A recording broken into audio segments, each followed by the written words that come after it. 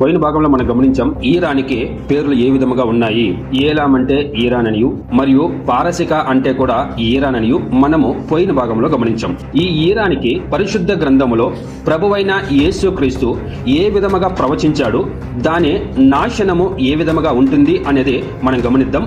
ఎందుకంటే మనం గమనించాం ఇది అంత్యకాలంలో జరగాలి అనేది, ఈ రోజుల్లో మనము అంత్యకాలంలోనే ఉన్నాము అనేది స్పష్టంగా అర్థమవుతుంది. యేసుక్రీస్తు రెండవ రాకడ దగ్గరలో ఉంది అనేది స్పష్టంగా ఈ సూచనలు బట్టి మనకు అర్థమవుతుంది. ఇప్పుడు గమనిద్దాం ఈరాను ఏ విధముగా ధ్వంసం అవుతుంది లేక నాశనం అవుతుంది అనేది మనం గమనిద్దాం ఈ భాగంలో.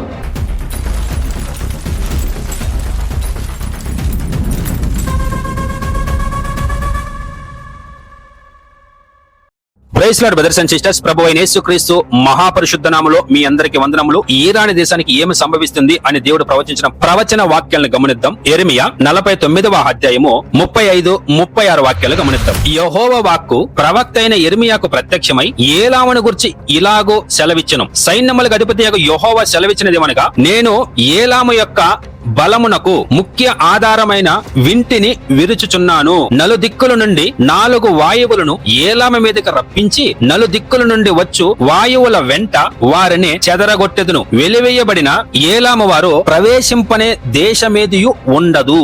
ఆమేన్. గమనించండి ప్రియమైన దేవుని బిడ్డలారా, ఏలాము అంటే ఈరాను గురించి దాని అంతము ఎలాగుంటుంది అనేది యెరెమీయా ద్వారా దేవుడు ప్రవచించిన వాక్యాలు బ్రదర్స్ అండ్ సిస్టర్స్. ఇది ఈ రోజుల్లో మన కళ్ళు ఎదుట నెరవేర్చబడ్డానికి సిద్ధముగా ఉన్న ప్రవచన వాక్యము.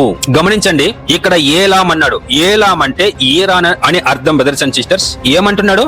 నేను ఏలాము యొక్క బలమునకు ముఖ్య ఆధారమైన వింటిని విరుచుచున్నాను.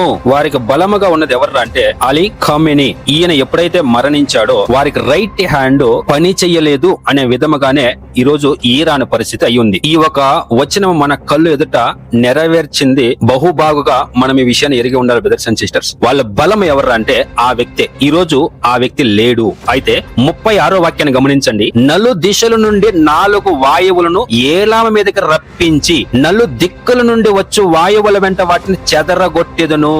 నెక్స్ట్ మన కళ్ళు ఎదుట ఈ వాక్యము నెరవేర్చబడ్డానికి సిద్ధముగా ఉంది బ్రదర్స్ అండ్ సిస్టర్స్. 4 వాయువులను అంటున్నాడు. ఈ ఒక మాటని మనము ప్రకటన గ్రంథంలో కూడా గమనించడానికి సాధ్యమవుతుంది. ఎక్కడికి వస్తారంటే వీళ్ళు ఏలామ మీదకి.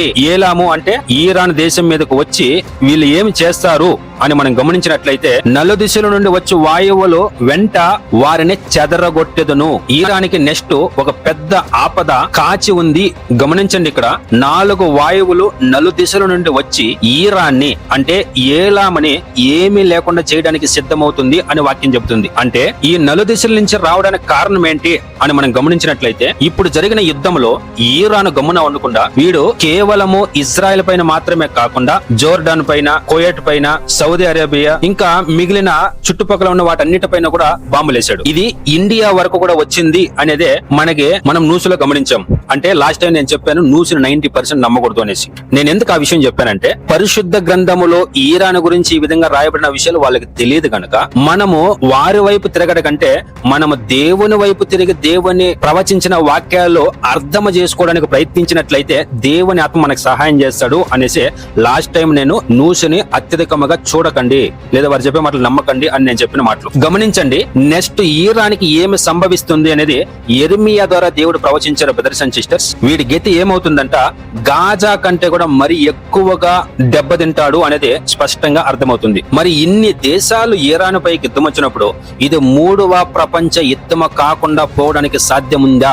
ఒకసారి మనం ఆలోచన చేసుకుందాం బ్రదర్స్ అండ్ సిస్టర్స్. యెషయా గ్రంథం 22వ అధ్యాయము 6వ వాక్యాన్ని గమనిద్దాం. ఏలాము యోధులను, రథములను, రౌతులను సమకూర్చి అంబుల పొదనే వహించి ఉన్నది. కీరుడాలు పైగవి షేన తీసెను.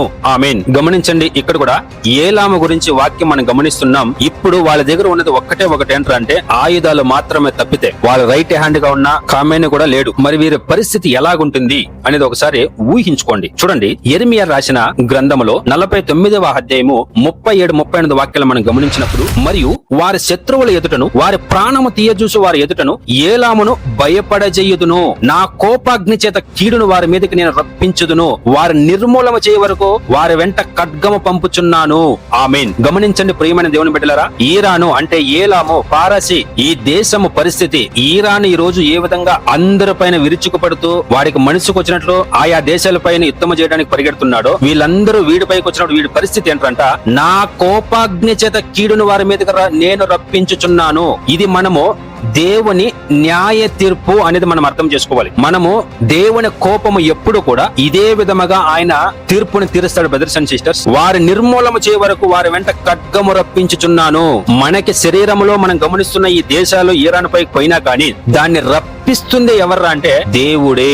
ఎందుకురా అంటే అది ఆయన కోపాగ్ని, అంటే ఆయన న్యాయ తీర్పు అనేది మనము స్పష్టంగా అర్థం చేసుకోవాలి. 38వ వాక్యాన్ని చూడండి, నా సింహాసనమును అచ్చటనే స్థాపించి ఏలాము నుండి రాజును అధిపతులను నాశనము చేయుదును, ఇది యెహోవా వాక్కు.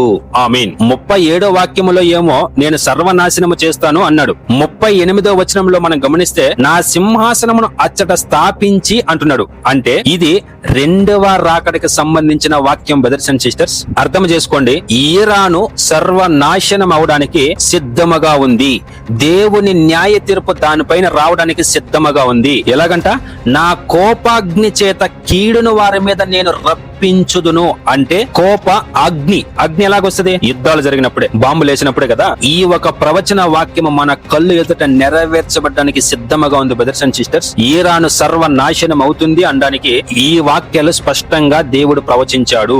ఈరాన్ అన్నా ఏలామన్నా పారసీ కన్నా ఒక్కటే అనేది మనం అర్థం చేసుకోవాలి. అయితే మనకు ఒక డౌట్ రావచ్చు, బ్రదర్ ఈరాన్ లో ఎవరు కూడా దేవుని నమ్ముకున్న వారు లేరా అని మన క్వశ్చన్ వచ్చినట్లయితే 100% ఉన్నారు. బ్రదర్స్ అండ్ సిస్టర్స్, నిజముగా ఆయనకు భయపడే వారిని ఆయన ఎలాగైనా కాపాడడానికి సాధ్యమవుతుంది. అయితే ఈ యుద్ధములో వాళ్ళని ఎలా దేవుడు కాపాడతారు, లేక అక్కడ నిజముగా జనాలు ఉంటారా అనేది వాక్యములో ఉంది అనేది 3వ భాగంలో గమనించడానికి ప్రయత్నిద్దాం. ఈరాను సర్వనాశనం, దేవుని కోపాగ్ని ఈరాన్ పైన వస్తుంది, ఏ ఏ దేశాలు వస్తాయి అని మనం ఈ భాగంలో గమనించింది. మరి దేవుడు నిజముగా దేవుని పైన ఆధారపడిన వారిని ఎలా కాపాడతాడు అనేది, నిజముగా ఉంటారా అనేది 3వ భాగంలో గమనించడానికి ప్రయత్నిద్దాం. ప్రభువైన యేసుక్రీస్తు మహాపరిశుద్ధ నామముకు మహిమ కలుగును గాక. Thank you Jesus, thank you brothers and sisters. ప్రభువైన యేసుక్రీస్తు ఆత్మ మీ అందరికీ తోడైండి మిమ్మల్ని సత్యంలో నడిపించును గాక. ఆమేన్.